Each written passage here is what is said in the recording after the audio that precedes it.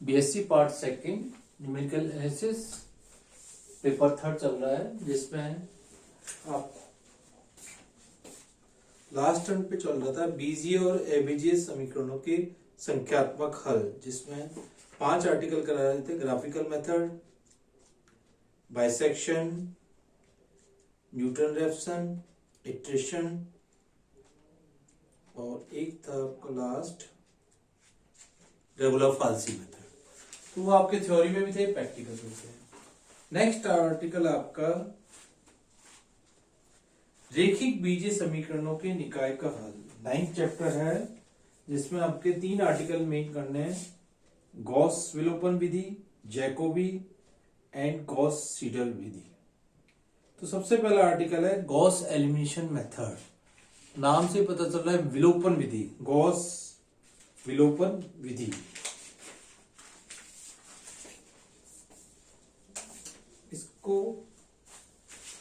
इसको 2 मेथड है इसको करने के। एक तो है पार्टिंग मेथड लेके, जिसमें कोई भी आधारी इसका अवयव लेके सॉल्यूशन करते हैं। दूसरा मेथड है इसका मैट्रिक्स फॉर्म में कन्वर्ट करके। तो सबसे पहले आप कर रहे हैं पॉइंट एलिमेंट लेके, आधारी अवयव लेके। आधारी अवयव से मतलब जैसे कोई क्वेश्चन आपको दिया हुआ है और उसको x का हाईएस्ट कोफिशिएंट पहले सबसे पहले ऊपर ले लेंगे, x के लिए हल करेंगे, फिर उसको y के लिए हल करेंगे। जैसे क्वेश्चन देखिए, क्वेश्चन से ज्यादा आपको क्लियर होगा। निम्न समीकरणों के निकाय का हल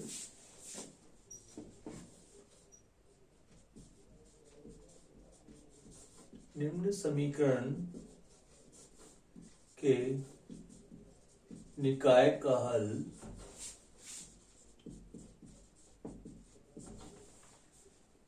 गॉस विलोपन विधि द्वारा ज्ञात कीजिए।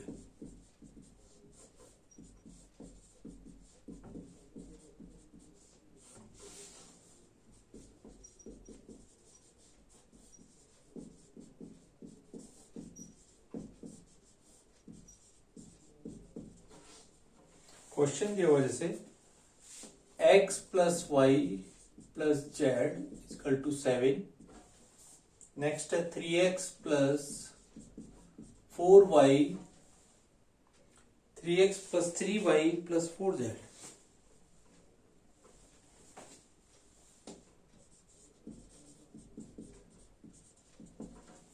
Is equal to 24।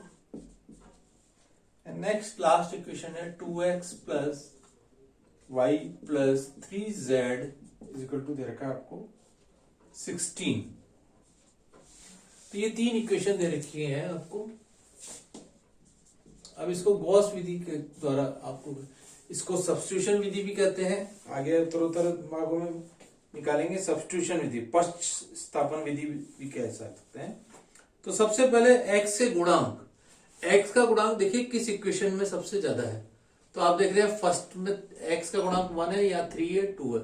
तो फर्स्ट और सेकंड को इंटरचेंज कर दीजिए, ठीक है। 3 सबसे बड़ा है, तो 3 को हम प्रथम आधारी लेते हैं, फर्स्ट पाइवट, तो इसको इंटरचेंज कर दीजिए। तो लिखना पड़ेगा आपको इंटरचेंजिंग द इक्वेशन। तो अपन लिख सकते हैं 3x plus 3y plus 4z equal to 24। सबसे पहले इसको लिख लिया, फिर लिख लिया x plus Y plus Z equal to 7 and 2x plus Y plus 3z equal to 16। ऐसे लिखेंगे निकाय ए के समीकरण में 1 और 2 को रिप्लेस करने पर या परिवर्तित करने पर, एक्सचेंज कर देते हैं, ठीक है। बाकी समीकरणों को नहीं छोड़ेंगे, पहले x के कोफिशिएंट को देखना है। अब x के कोफिशिएंट में आपने देख लिया, फर्स्ट 3x आ गया और उसके बाद x प्लस वाई, और फिर अब प्रथम समीकरण की सहायता से द्वितीय एवं तृतीय समीकरण में x का मान रख देते हैं। कैसे रखेंगे, इसको 3 से भाग देके x का मान आ जाएगा, इसको फर्स्ट ले लीजिए, ठीक है। प्रथम समीकरण की सहायता से यहां लिखना पड़ेगा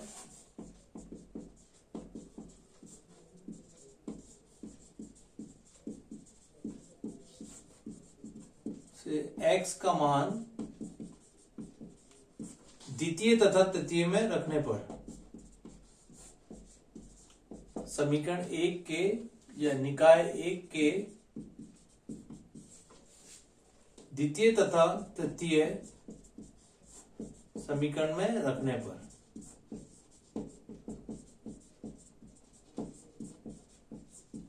अब सबसे पहले x का मान इससे निकाल लें।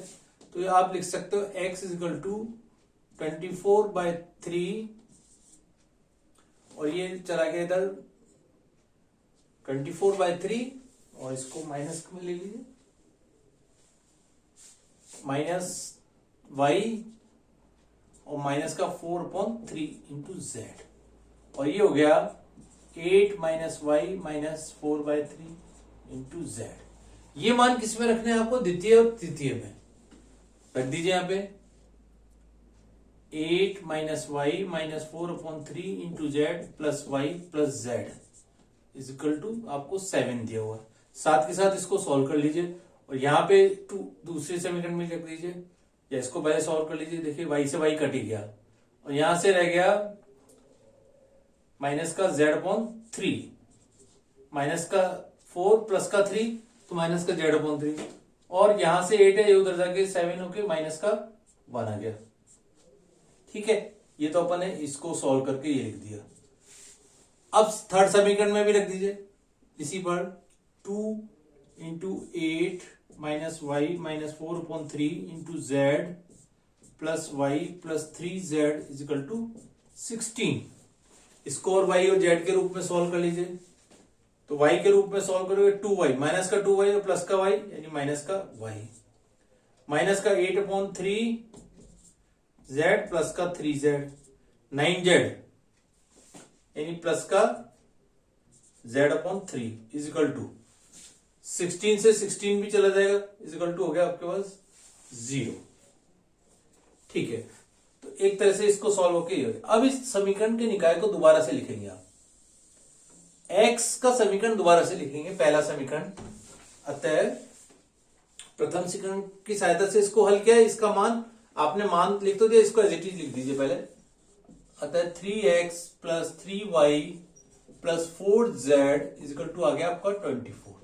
y और z के लिए सेकेंड समीकरण लिखा minus z/3 is equal to minus का 1 और दूसरी समीकरण आ रही है तीसरी जो कन्वर्ट होकर आई है माइनस का y प्लस का z/3 बराबर 0। पहली समीकरण को अब आपको छेड़ना नहीं है, पहली समीकरण से माना। अब दूसरी और तीसरी में देखिए y का कोफिशिएंट, दूसरी में y का कोफिशिएंट यहां है ही नहीं, तो अगेन इसको इंटरचेंज कर देंगे।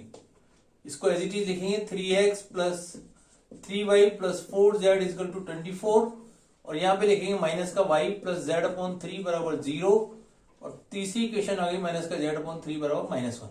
अगेन उसको एक तरह से y का कोफिशिएंट, पहली को तो छेड़ना नहीं है, आपको ध्यान रखना है, तो ये भी सेकंड ए कहलाएगी।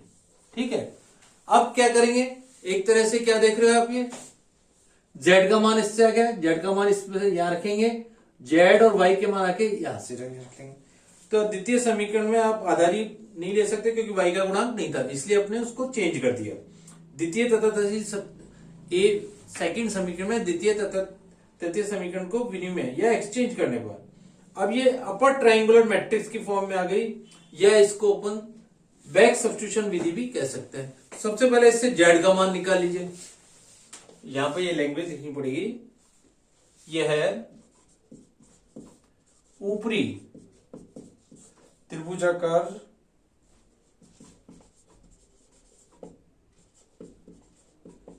अपर ट्रायंगल,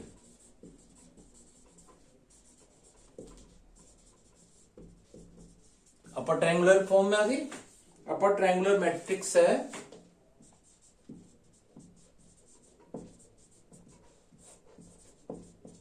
क्या, इसको बैक सब्स्टिट्यूशन, इसलिए निकाय का बैक सब्स्टिट्यूशन को हिंदी में कहते हैं पश्च स्थापन विधि। यानी सबसे पहले z का मान लिखे, विधि द्वारा ज्ञात करते हैं,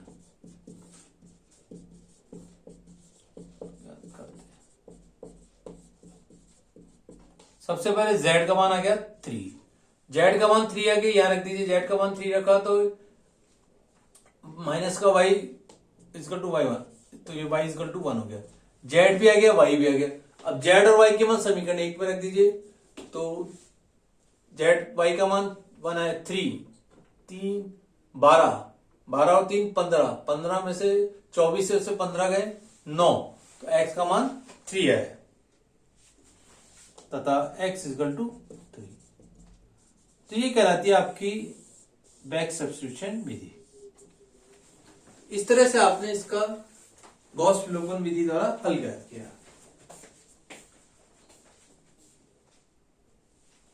इसी प्रकार एक और क्वेश्चन देखिए,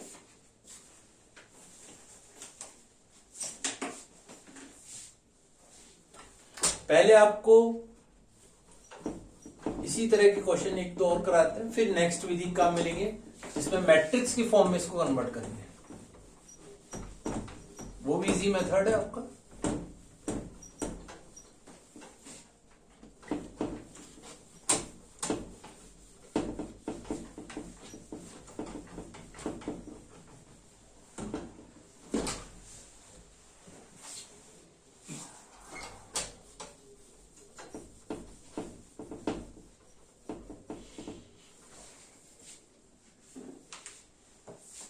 नेक्स्ट क्वेश्चन लीजिए 2। क्वेश्चन दिया हुआ है x plus Y plus Z is equal to दिया हुआ है 6 and 3x plus 3y plus 4z is equal to दिया हुआ है 20 and next equation 2x plus Y plus 3z is equal to 30।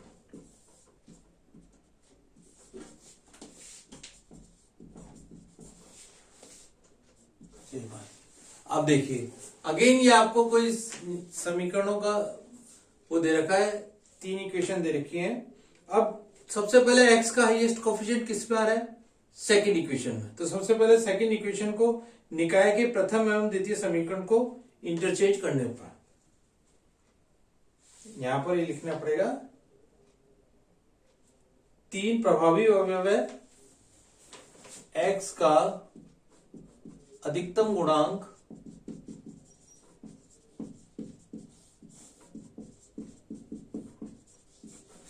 तीन प्रभावी अवयव है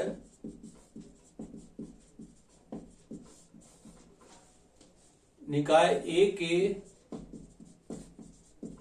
द्वितीय समीकरण में।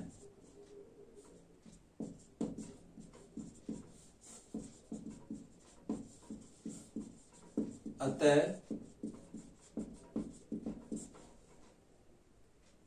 परिवर्तन एक्सचेंज को समीकरण को विनिमय या एक्सचेंज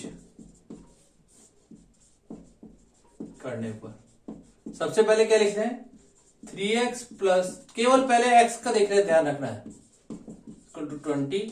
नेक्स्ट इसको एज इट इज रखा x plus Y plus Z equal to 6 and 2x plus Y plus 3z equal to 30।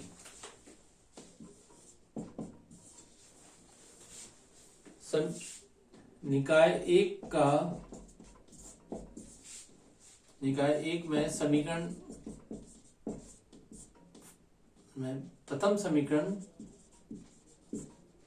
से x का मान द्वितीय तथा तृतीय में रखने पर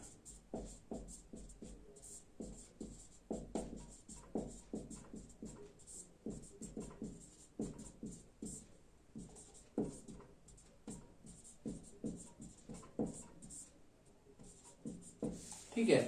अब x का प्रथम समीकरण से मान निकाल लीजिए, क्या आएगा, x का मान निकालेंगे 3x इक्वल टू डायरेक्ट निकाल दीजिए,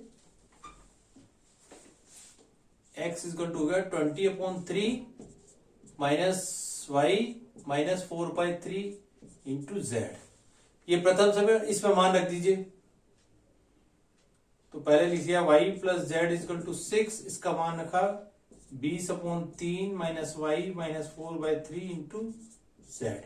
ठीक है, अगेन y से y कट गया, देख रहे हो, तो ये आ गया यहां से y से y कट गया, यहां से आएगा माइनस का z/3 माइनस का z upon 3 is equal to 6 minus 20 upon 3, 18 में से 20 गया 2/3, implies z is equal to हो गया आपके पास 2। ठीक है, ये तो इसमें रखा है सबसे पहले। अब अगली समीकरण में और रखिए, x का मान जो भी दिया हुआ है इस समीकरण में रखिए। 2 इंटू एक्स का मान रखा 20/3 minus Y minus 4/3 into Z plus Y plus 3z is equal to 13। ठीक है, अब देखिए तो ये हो गया माइनस का 2y प्लस का y माइनस का y हो गया, माइनस का 8/3 माइनस का 8/3, 3 3 9 में से 8 गया, माइनस का z/3। ठीक है, और ये आया 13 माइनस 40/3। इसको सॉल्व कर लीजिए, 39 ये आएगा 1/3 विद नेगेटिव साइन के साथ, और ये आ गया माइनस का y माइनस z/3 इसको। अब देखिए, अब समीकरण को लिखने का तरीका क्या है, वापस से लिखिए। अतः निकाय एक से जो रिड्यूस होकर इक्वेशन आई 3x plus 3y plus 4z is equal to 20 और z इज इक्वल टू 2 और माइनस y माइनस z/3 बराबर माइनस का 1/3, ये आ रही है इक्वेशन। लेकिन इसको क्या करें, माइनस का y, एक मिनट यहां पर भी देखिए, y का मान देखिए माइनस का 2y प्लस का y, माइनस का y आ रहा है, कोई गलती है इसका होना, यहां चेक कर लेते हैं। 20/3, ये 3 से 3 कट जाएगा, 3x प्लस 3y, चेक कर लेते हैं इसको, माइनस का 3y, 3x प्लस ये चेक कर लीजिए तो ये y प्लस z आएगा,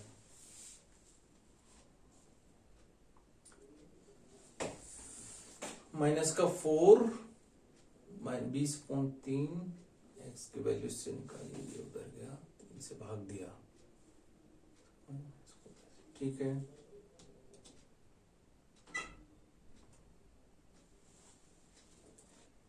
z इज इक्वल टू 2। ठीक है, ठीक है। अब नेक्स्ट इक्वेशन में मान रखा 2x plus Y plus 3z is equal to 13। इसको सॉल्व किया, माइनस का 2y प्लस का y माइनस का y, माइनस का 8/3 और प्लस का 3z, माइनस का 9/3 z/3। ठीक है, एक बार यहां से कैलकुलेशन को दोबारा चेक कर लीजिए इसकी।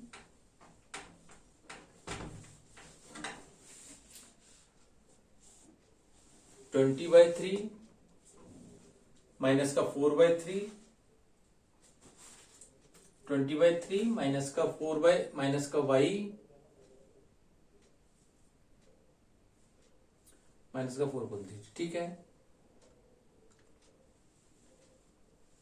अब इसको एक बार सॉल्व कर लीजिए यहां से। 40/3 माइनस का 2y माइनस का 8/3 into Z plus Y plus 3z is equal to 13। तो माइनस का y आएगा और 3 3 9, 9 में से 8 गया, प्लस का z/3 इज इक्वल टू आएगा 13 माइनस 40/3 यानी माइनस का 1/3। ठीक है, ठीक है, एक बार यही रह दीजिए, माइनस का y प्लस z/3 आएगा आपकी बात, क्योंकि हाँ एक तो ये गलती है। ठीक है, ये माना गया। अब क्या करें, इसको वापस से रिप्लेस करेंगे। कैसे लिखेंगे, क्योंकि y का कोफिशिएंट इसमें नहीं है, तो ये क्वेश्चन भी उसी की तरह हो गया। एक बार कैलकुलेशन को आप दोबारा चेक कर लीजिएगा। z बराबर हो गया 2। ठीक है, अब सबसे पहले z बराबर 2 का मान वहां रख दीजिए। किसमें, समीकरण नंबर, ये आ गया अपना सेकंड। z बराबर 2 का मान इसमें रख दीजिए। z बराबर 2 रखा तो माइनस का y प्लस 2/3 बराबर माइनस का 1/3 और माइनस का y इक्वल टू हो गया माइनस का 1.3 माइनस का 2.3 बराबर y बराबर आ गया 1। ठीक है, तो सबसे पहले आएगा अतः ये भी कौन सी अपर ट्रायंगुलर मैट्रिक्स की फॉर्म में थी, z का मान निकाय 2 के समीकरण 2 में रखने पर।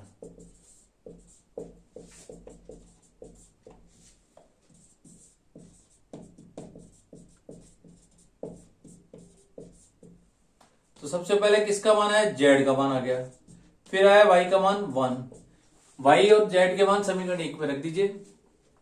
यहां से देखिए x का मान निकाल लीजिए, y x 3x plus 3y plus 8 is equal to है 20 और y का मान आपने 1 रख ही दिया, तो 8 3 11 x इजिकल टू आया 3। तो इस तरह से सबसे पहले z का मान आया, फिर y का मान आया और फिर x का मान आया। तो ये कौन सा मेथड कहलाता है, अपर ट्रायंगुलर मैट्रिक्स की फॉर्म में आ गया। तो सबसे पहले इसमें क्या ध्यान रखना है, x के हाईएस्ट कोफिशिएंट को सबसे पहले ऊपर ले लेंगे, फिर y के कोफिशिएंट को, फिर z का मान निकल जाएगा। तो इसलिए इसका मान बैक सब्स्टिट्यूशन विधि भी कहलाती है।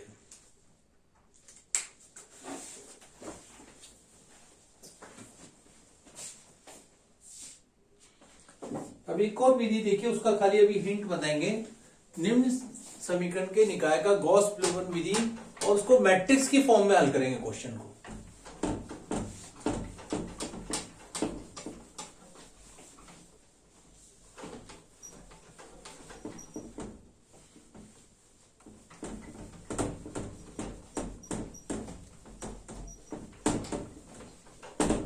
जैसे क्वेश्चन दिया हुआ है आपको 2x plus 2y plus 4z is equal to 18,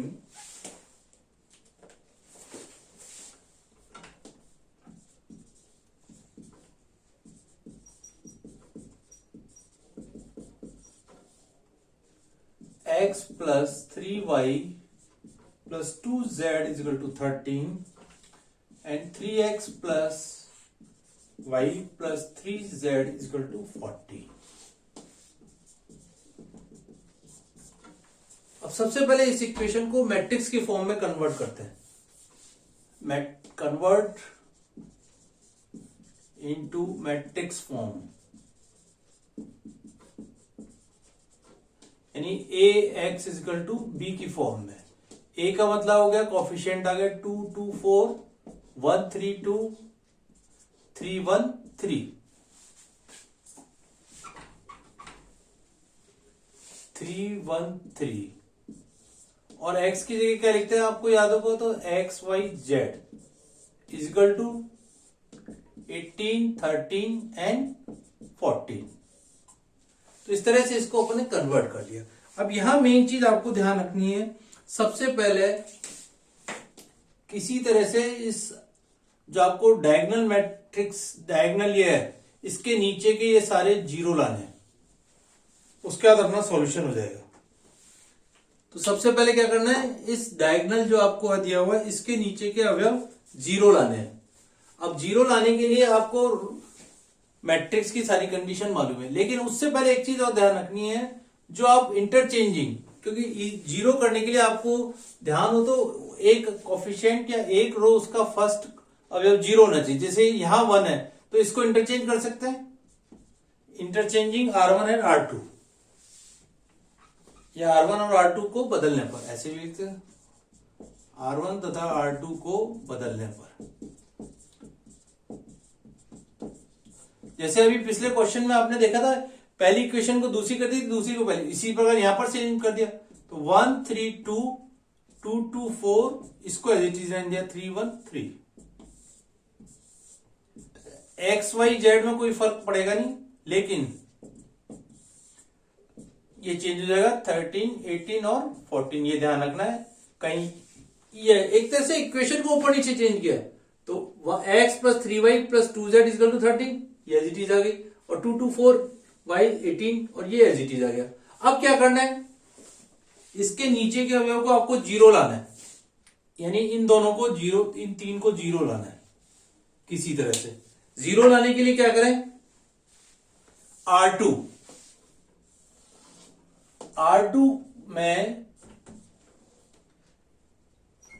में क्या करेंगे, यहां 0 लाना है, यानी R2 की जगह -2R1 कर दें। ठीक है, इसी पर R3 की जगह -3R1 कर दें। उससे क्या फायदा होगा, ये भी 0 हो जाएगा, ये भी 0 हो जाएगा।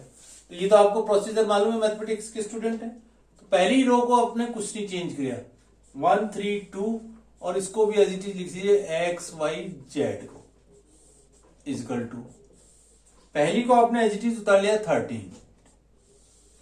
देखिए 2 - 2 0 हो गया, इसको 2 से गुणा करा, 2 - 6, इस पूरी रो को 2 से मल्टीप्लाई कर रहे हैं, 2 - 6 का मान -4 हो गया, 4 - 4 0 हो गया, 4 - 2 × 2 0 हो गया।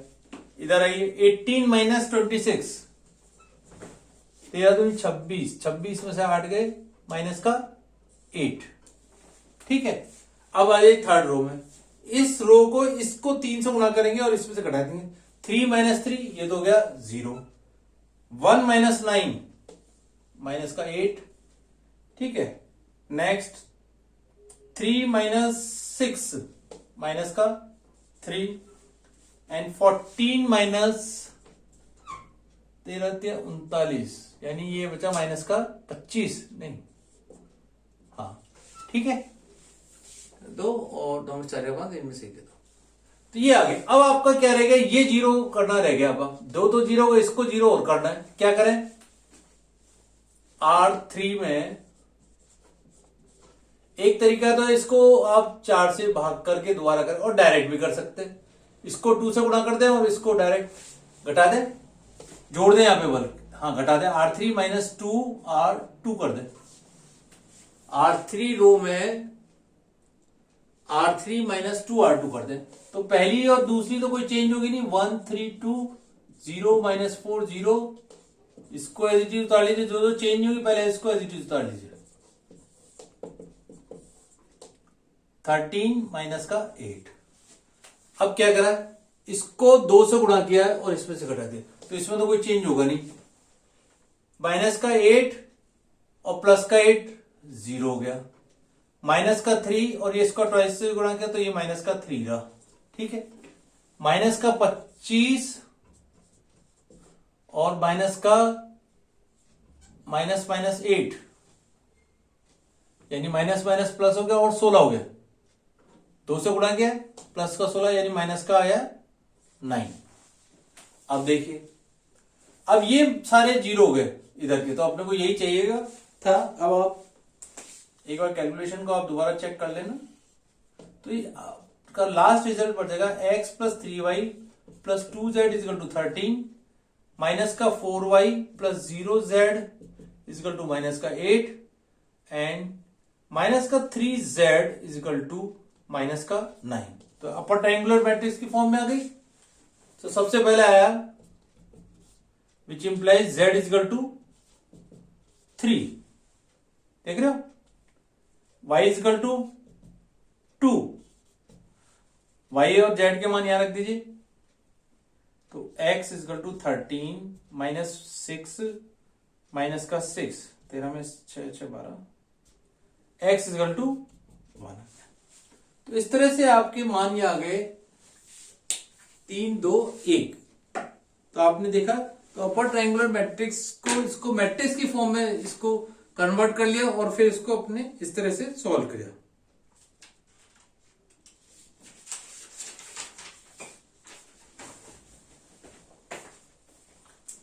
Thank you.